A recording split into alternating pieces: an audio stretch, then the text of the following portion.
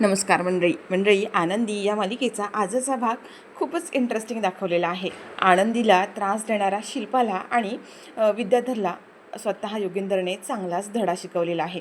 मंडळी, आपण मागच्या भागामध्ये आता पाहिलं होतं की आनंदी आणि योगेंद्र दोघंसुद्धा पार्स परतावणा करून घरी निघालेले असतात आणि त्याच वेळेला त्यांची गाडी बंद पडलेली आहे.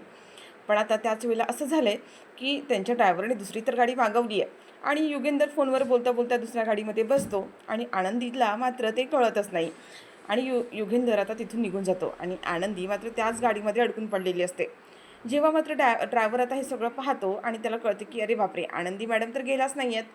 तो योगेंद्र साहेबांना म्हणजे फोन करत असतो, पण आता त्याची बॅटरीसुद्धा डाऊन झालेली असते आणि आनंदी मात्र आता तिथे गाडीमध्ये एकटीच राहिली आणि तो ड्रायव्हर जो आहे तो दुसऱ्या फोनवरून फोन करायला गेलेला असतो.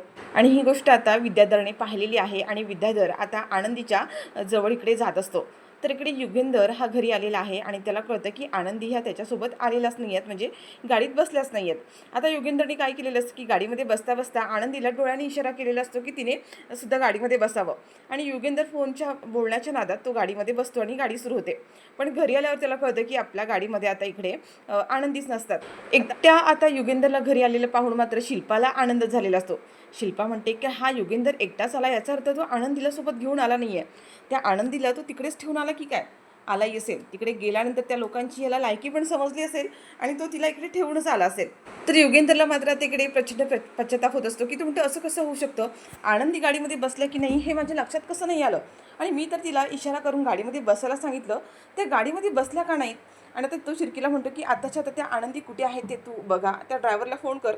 आता हा शिर्के जो आहे तो त्या ड्रायव्हरला फोन करत असतो, पण ड्रायव्हरचा फोन बंद लागतो आहे कारण त्याचा फोन स्विच ऑफ झालेला आहे. शिर्के म्हणतो त्याचा फोन बंद झाला आहे आणि आता आनंदीकडे सुद्धा फोन नाही आहे. तर योगेंदरला प्रचंड टेन्शन आलं की नक्की हा राहिला कुठे. तिकडे विद्याधरची आता जेलमधून सुटका झाली, म्हणजे त्याच्या बायकोने त्याला जामीन तर मिळवून दिलेला आहे आणि त्याच संधीचा फायदा घेत आता तो आनंदीला इकडे त्रास देणार असतो. आनंदीला कळतं की हा विद्याधर आपल्या आसपास आलेला आहे. तर इकडे योगेंदरला आता आनंदीची खूप काळजी वाटत असते आणि तो म्हणतो की शिर्केने आत्ताच्या आत्ता चला, मला काहीतरी वेगळंच वाटतंय. आणि आता इकडे आधीच योगेंदरला काहीतरी संशय आलेला आहे आणि म्हणून तो लगेचच स्वतः शिर्केंना घेऊन लगेचच आनंदीला शोधायला गेलेला असतो. आणि त्याच वेळेला आता इकडे विद्याधर हा आनंदीला त्रास देत असतो. इकडे ड्रायव्हर फोन लावायला गेलेला असतो आणि आनंदी एकटीच गाडीमध्ये असते. त्याच संधीचा फायदा घेत आता विद्याधर तिला त्रास देणार, पण त्याच वेळेला आता योगेंदर आणि शिर्के दोघंसुद्धा तिथे पोहोचलेत आणि त्या दोघांनी पुन्हा एकदा विद्याधरच्या तावडीतून आनंदीची सुखरूप सुटका केली आहे. आता योगेंदर आनंदीला घरी घेऊन येतो. तर विद्याधरची बायको आता इथे आनंदीला म्हणत असते की मला तुला ना एक सरप्राईज द्यायचं आहे, एक असं सरप्राईज ज्याच्यामुळे तुझ्या पायाखालची जमीन सरकणार आहे. आता इथे विद्याधरच्या बायकोला असं वाटत असतं की विद्याधरची सुटका झाली हे ऐकून आनंदी घाबरेल, तिला कदाचित माहीतच नसेल. पण आनंदीला आधीच माहीत झालं आहे की विद्याधर सुटला आहे, कारण आधीच विद्याधरने इकडे आता आनंदीवर हल्ला केलेला असतो आणि त्याची तावडीतून योगेंदरने सोडवलेलं असतं. पण हिला मात्र अजून ही गोष्ट माहीतच नाही आहे. त्यावर आनंदी म्हणते की कसला काय काय म्हणायचं आहे तुम्हाला. आता ही विद्याधरची बायको म्हणते की हो, लवकरच तुला कळेल मला काय म्हणायचं आहे ते. आता विद्याधरच्या बायकोला हे असं वाटत असतं की विद्याधरला बघून ही आनंदी नक्कीच घाबरेल आणि स्वतःच हे घर सोडून पळून जाईल. पण तिचा हा अंदाज पूर्णपणे खोटा ठरणार आहे, कारण इकडे आता जेव्हा आनंदी घरी येते आणि योगेंदरला कळतं की विद्याधर हा जेलमधून सुटलेला आहे आणि त्याच्यामुळे तो आनंदीला पुन्हा त्रास देणार आणि म्हणून आता योगेंदरने खूप मोठा निर्णय आनंदीच्या बाबतीत घेतला आहे. तर इकडे योगेंद्र आता त्यांच्या ज्या मेड आहेत त्यांना सांगतो की आनंदीला माझ्या रूममध्ये घेऊन या. आणि आता तेव्हा ज्या आनंदीला घेऊन जात असतात, आनंदी आता योगेंदरच्या रूममध्ये जात असते, तेव्हा मात्र शिल्पा अडवते आणि म्हणते की कुठे चाललीस ते तुला सांगितलं ना की योगेंदरच्या खोलीपासून लांब राहायचं, त्याच्या आसपास पण फिरकायचं नाही. तू कुठं चालली त्याच्या मागे मागे, तुला एकदा सांगून समजत नाही का, त्याच्या मागे मागे घुटमळत तुला त्याला आपलंसं करायचं आहे का, पण असं होणार नाही आहे. तेवढ्यात त्या मेड असतात ते म्हणतात की शिल्पा मॅडम, योगेंद्र साहेबांनीच तिला वरती बोलवलेलं आहे. त्यावर शिल्पा म्हणते की मी तुला विचारलं आहे का, तुला जेवढं विचारलं आहे ना तेवढंच बोल, मध्ये मध्ये बोलू नकोस. शिल्पाला तर कळत नसतं की योगेंदरने हिला वरती कशासाठी बोलवलं असेल. विद्याधर सुटला हे त्याला माहीत झालं आहे, त्याच्यामुळे ह्याने काही मोठा निर्णय तर घेतला नसेल ना. आता इथे शिल्पाला काही अंदाजच येत नसतो, पण आता ही आनंदीला प्रत्येक वेळेला योगेंद्र ज्या पद्धतीने सेफ करतो, तिच्या मागे उभा असतो, हे मात्र शिल्पाला काही पटत नाही आहे.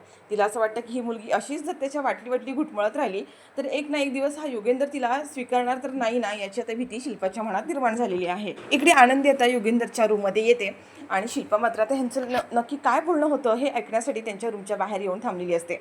आनंदी आतमध्ये जाते तर आता योगेंद्र तिच्यासोबत असलेली जी मेड आहे तिला बाहेर जायला सांगतात. ते म्हणतात मला आनंदीशी जरा बोलायचं आहे, तुम्ही बाहेर थांबा. आता जी मेड आहे ती बाहेर जाते. आनंदीला कळत नाही की नक्की मालक साहेबांना आपल्याशी काय बोलायचं आहे, आणि इकडे शिल्पा तर बाहेर सगळं काही ऐकते. आता ही जेव्हा मेड बाहेर जाते आणि तिने शिल्पा हे सगळं काही चोरून पाहते हे तिला कळलेलं असतं, पण शिल्पा तिला तिथून हाकलून देते आणि शिल्पा आता इथे बाहेरच थांबून असते. नक्की हा योगेंद्र आनंदीशी काय बोलतोय, काय त्याने निर्णय घेतला हे तिला ऐकायचंय. आता इथे योगेंद्र आनंदीला म्हणत असतो की विद्याधर सुटलाय आणि त्याच्यापासून तुझ्या जीवाला धोका आहे मला माहिती आहे, आणि आनंदी आपल्या जरी पती पत्नीचं नातं नसलं तरी तुमची जबाबदारी ही माझ्यावर आहे, तुमची सुरक्षा करण्याची जबाबदारी माझ्यावर आहे, आणि म्हणून तुम्ही घरात एकट्या राहू नका. त्यामुळे तुम्ही एक काम करा, आजपासून तुम्ही माझ्याच रूममध्ये राहणार आहात. आता जेव्हा योगेंद्र हे असं बोलतो आनंदीला, तेव्हा मात्र शिल्पाला मात्र खूप मोठा झटका लागलाय.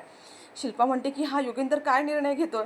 आतापर्यंत ही मुलगी त्याच्या आजूबाजूला घुटमाळत होती आणि आता तर हा तिला सरळ सरळ रूममध्येच राहायला बोलावतोय. उद्या तर अख्ख्या घराची मालकीण म्हणून घोषित करेल. आता शिल्पाचा हा सगळं जे काही ऐकते त्याच्यामुळे शिल्पाला तर ह्या गोष्टीचा त्रास होतोय. पण हे आता शिल्पा काय करते माहिती आहे का, की आनंदीला तिच्या रूममधून म्हणजे योगेंद्रच्या रूममधून बाहेर काढण्यासाठी आनंदीच्या विरोधात आणखीन एक मोठा कट निर्माण करणार आहे आणि म्हणते की आनंदी तू ह्याच्या रूममध्ये कशी राहतेस ना ती मी बघतेच. तर योगेंद्रच्या या निर्णयामुळे आनंदीला आनंद झालेला असतो. आनंदी म्हणत असते की मालक साहेबांना माझी किती काळजी वाटते, आमच्यामध्ये काही नातं नसलं काही नसलं तरी मालक साहेब आपली किती काळजी घेतात, या गोष्टीमुळे आनंदी तर खुश होतेच. पण आता बाहेर उभी असलेली शिल्पा, तिला मात्र ह्या गोष्टीचा प्रचंड त्रास झालेला आहे. आता हे योगेंद्र साहेब आहेत ती त्या जी मेड आहे तिला आवाज देतात आणि म्हणतात की आनंदीचे जे काही सामान आहे ते आणा आणि याच रूममध्ये लावा, आजपासून आनंदी इथेच राहणार आहेत. तर योगेंद्रने आता आनंदीच्या काळजीपोटी तिला त्याच्या रूममध्ये जागा तर दिली आहे, पण शिल्पाने मात्र आनंदीच्या विरोधात खूप मोठा कट रचलेला आहे. म्हणजे आता तिला त्याच्या रूममधून बाहेर काढण्यासाठी आणि या घरातून बाहेर काढण्यासाठी शिल्पा आता आनंदीवर चोरीचा आळ आणणार असते. म्हणजे योगेंद्रच्या कपड्यातले काही पैसे ती मुद्दाम आनंदीच्या गाठोड्यामध्ये लपून ठेवते आणि तिच्यावर चोरीचा आळ आणत तिचा हा प्लॅन आता आनंदीला घराच्या बाहेर काढण्याचा असतो. पण आता शिल्पाचा हा प्लॅन सक्सेसफुल होतो का? आता तिच्या कपाटातले पैसे म्हणजे योगेंद्रच्या कपाटातले पैसे आनंदीच्या गाठोड्यामध्ये सापडल्यानंतर योगेंद्र आनंदीवर विश्वास ठेवेल की तिच्यावर चोरीचा आळ घेईल, हे आपल्याला येणाऱ्या पुढच्या भागांमध्येच पाहायला मिळणार आहे. तर योगेंद्रने आता आनंदीच्या काळजीपोटी तिला त्याच्या रूममध्ये जागा तर दिली आहे, पण शिल्पाने मात्र आनंदीच्या विरोधात खूप मोठा कट रचलेला आहे. म्हणजे आता तिला त्याच्या रूममधून बाहेर काढण्यासाठी आणि या घरातून बाहेर काढण्यासाठी शिल्पा आता आनंदीवर चोरीचा आळ आणणार असते. म्हणजे योगेंद्रच्या कपड्यातले काही